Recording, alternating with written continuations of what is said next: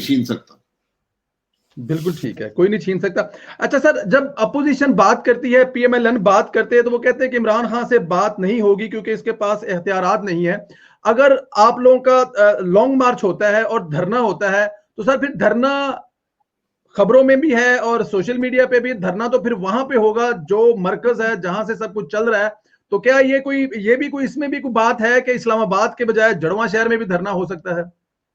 ये देखिए, धरना जो है ये एक सिंबॉलिक जी बात होती है कि हम अदम एतमाद करते हैं हुकूमत पर, अदम एतमाद करते हैं इस निज़ाम पर जो मुसल्लत किया गया। तो ये वो बात है जो की जाती है। हुकूमत से बात करने का मकसद कोई नहीं है, क्योंकि हुकूमत तो खुद एक गलत काम की पैदावार है। और अब वो पूरे मुल्क पर अयां है कि जो 2018 के इलेक्शन चोरी किए गए, उससे आज मुल्क के जो हालात हैं उसकी बुनियादी जिम्मेदारी उन इलेक्शनों पर जाती है।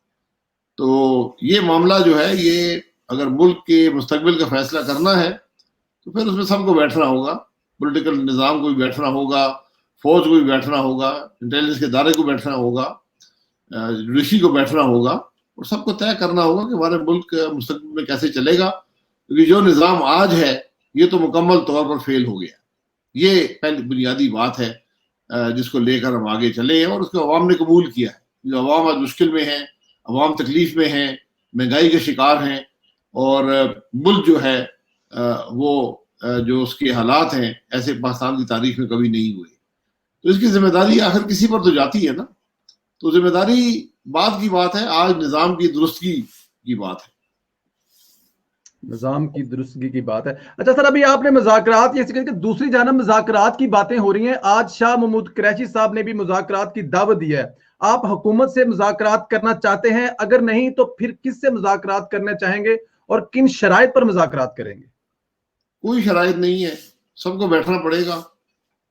इस जैली हुकूमत को घर भेजना होगा। ये भी टेबल पर बैठे, तमाम सियासी जमातें बैठें और एक एजेंडा तय करें। सियासी जमातें भी होंगी, फौज भी होगी, इंटेलिजेंस के इदारे भी होंगे, जुडिशरी, मैंने सबका जिक्र किया है। ये सब वहां बैठेंगे और तयन करेंगे कि मुल्क कैसे चलेगा। हमारा एक नुकाती एजेंडा है कि मुल्क आइन के मुताबिक चलना चाहिए। अगर आइन में तब्दीली को चाहिए उसकी बात कर लें, वो तब्दीली भी हो सकती है, सब मिलकर तब्दीली कर लें और फिर वहां से आगे चलें। लेकिन जो एक नाकाम हुकूमत से बात करने का मकसद कोई नहीं है। एक हुकूमत जो खुद मुतनाज़ा हो, जो खुद एक पैदावार हो एक बड़ी गलती की, एक चोरी की वो इलेक्शन की, तो उससे बात करना ना मकसूद है और ना उसका कोई मकसद है। बिल्कुल ठीक सर, बिल्कुल ठीक। अच्छा सर, मियां नवाज साहब के बयानिए की बात करें तो उन्होंने फौज के चंद किरदारों की सियासत में मुदाखलत की बात की। यही बात ISI के साबिक DG जनरल असद दुरानी ने की। मियां नवाज शरीफ को गद्दार डिक्लेयर कर दिया जाता है और असद दुरानी मुहब्बे वतन। ये दोहरा म्यार क्यों है सर? दोहरा म्यार 73 साल से चला आ रहा है। जो हक की बात करता है वो गद्दार डिक्लेयर हो जाता है। और अक्सर आपने देखा है कि हमारे के मुल्क के वज़ीर-ए-आज़म ही गद्दार डिक्लेयर होते हैं, कोई और नहीं होता।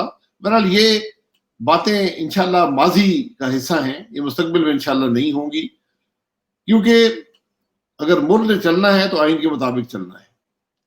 तो आज जो मियाँ साहब ने बात की है, उन्होंने उन हकायक का जिक्र किया है जिनको वो जानते हैं।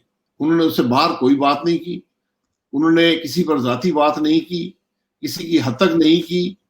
उन्होंने वो बयान कर दिया कि आज जो अवाम मुश्किल शिकार है उसके जिम्मेदार कौन है, और उन्होंने मुस्तकबिल का रास्ता भी दे दिया कि आप आइन की तरफ आएं, यही आपका हल है। तो मियाँ साहब ने जो बयानिया जो है वो ये है कि मुल्क को आइन के मुताबिक चलाया जाए।